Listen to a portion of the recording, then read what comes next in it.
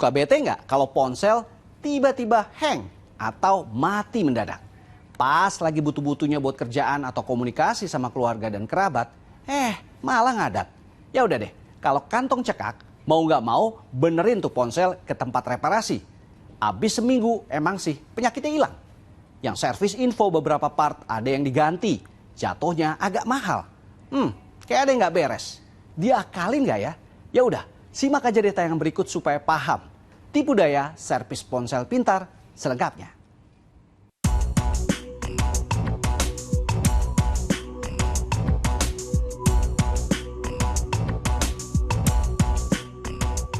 Ponsel pintar menjadi piranti yang tidak bisa jauh dari kehidupan manusia modern.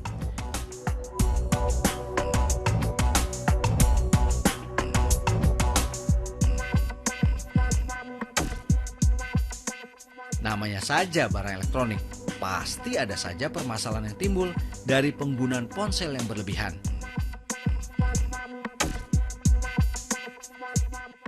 Jasa reparasi ponsel dipercaya jadi salah satu solusi mengatasi persoalan yang ada.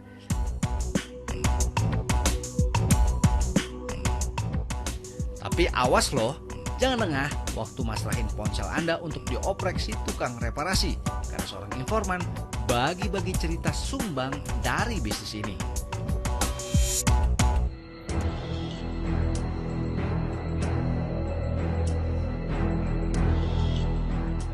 Ngobrol lebih dalam supaya ngerti pola kecurangannya.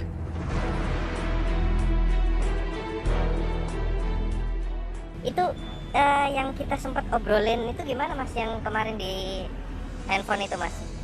Dari handphone saya itu yang tadinya saya bawa ke counter itu dalam keadaan memang sih ngeheng ya, lemot ya. Tapi tiba-tiba ada saja yang lain yang kerusakannya itu seperti tombolnya lah, gitu kan, kameranya gitu. Jadi kayaknya ada sedikit kecurangan di counter itu. Iya, itu saya harus menambah ongkosnya, jadi sejumlah part yang harus saya bayar.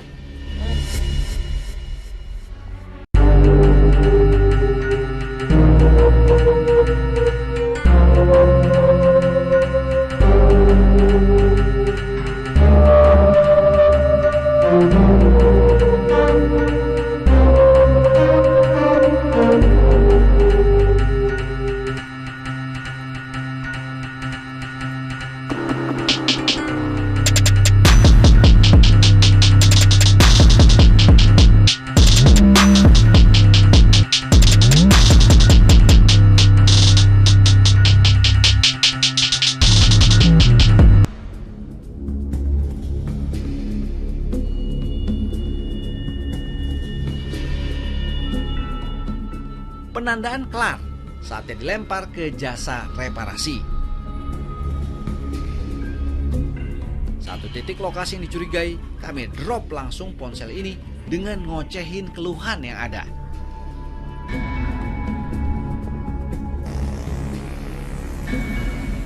Mas, aku mau servis handphone. Ini kebetulan handphone aku mati. Kira-kira bisa nggak? Nah ini pas kebetulan tutup ya. Kalau ngerjainnya besok gimana?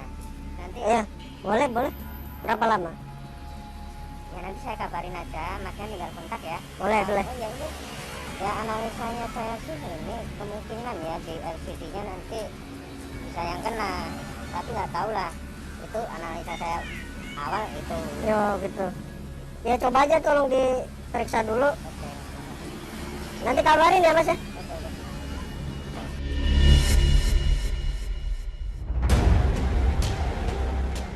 Emang lagi hoki kita. Toko udah nyaris tutup, tapi masih mau menerima gawai yang kami jadikan pasien.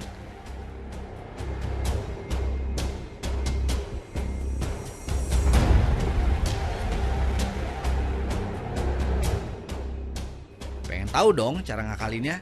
Nah, kami lacak deh jejak si teknisi ponsel.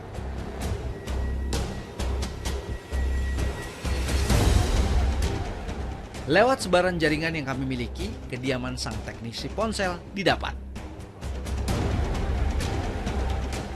Yang lebih klop lagi, ponsel yang dijadikan pesakitan nongkrong di meja kerjanya. Ya memang dasarnya teknisi beneran, cepet aja kerjanya. Satu persatu baut pengait dikendorkan. Ini kenapa mas katanya mas? Kata yang punya ini mas rusaknya. Jadi kemarin katanya yang rusak itu sempat jatuh ya. Kayaknya parah juga ini jatuhnya. Jadi sampai kamera tuh lepas nih dari konektornya. Mana ini? Ini jadi tadi dibongkar langsung nggak connect ke konektor mesinnya. Jadi oh ini sama ada ini konektor lensnya ya. Benar parah ini. Konektor apa itu mas? Ini untuk wilayah. Jadi harusnya kan agak masuk ya. Harusnya agak masuk begini. Terus dia kencingnya Itu buat di mana itu mas? Buat di LCD-nya ya? Ya kita cek ini harus satu persatu ya. Oh ini masih bagus sih konektornya, ada 3 konektor. Itu buat konektor ke dari Baterai ke mesin ini. baterai ke mesin. Oh ini satunya putus ternyata. Ya jadi gini, baterai tegangan listriknya nggak masuk ke mesin otomatis bikin mati juga, bikin mati total. Sakitnya sebenarnya nggak serius, cuma beberapa komponen yang kendor dan jalur kelistrikan putus yang menjadikan ponsel tumbal ini ngap-ngapan. Di sini muncul hal menarik. Sang teknisi tiba-tiba nelpon pemilik ponsel dan nggak sadar ponsel jenius yang lagi diopreknya adalah milik kami. Belaga pilon, kuping kami buka lebar-lebar, ngecek ngomongin apaan nih si teknisi. Kalau menurut saya dari tak cek barusan itu ada kerusakan di bagian mesinnya Om. Kalau urusan data itu kan harus kondisi mesin nyaman dulu. Nah itu ternyata di LCD-nya itu retak juga. Udah kayak tersihir, si pemilik ponsel dipaksa untuk mengiyakan ocehan sang teknisi dalam pergantian part yang dinilai rusak. Jadi mau diapain ini mas? Ini kan tadi yang lepaskan cuma sebelah situ ya. Palingan kita solder toh, disambungin biar dia kontak lagi kan. Ini kan kondisinya masih lepas, setengah nyambung setengah enggak. Jadi misalnya tegangan dari baterai sini dia nggak mau masuk ke mesinnya, jadi dia nggak bakal bisa kerja. Tadi yang ini kan nggak nyala kan? Sekarang udah, cuman itu doang. Udah bagus ini. Oh dan normal lagi berarti ya? Ya, bisa, insya Allah bisa. Simpel banget sebenarnya. Cukup disolder bagian kelistrikan yang semula terputus, kini sudah nyambung lagi. Pertanyaan mengulik lain seputar kecurangan reparasi ponsel kami lontarkan. Mesinnya mati itu data masih bisa diselamatin nggak sih mas?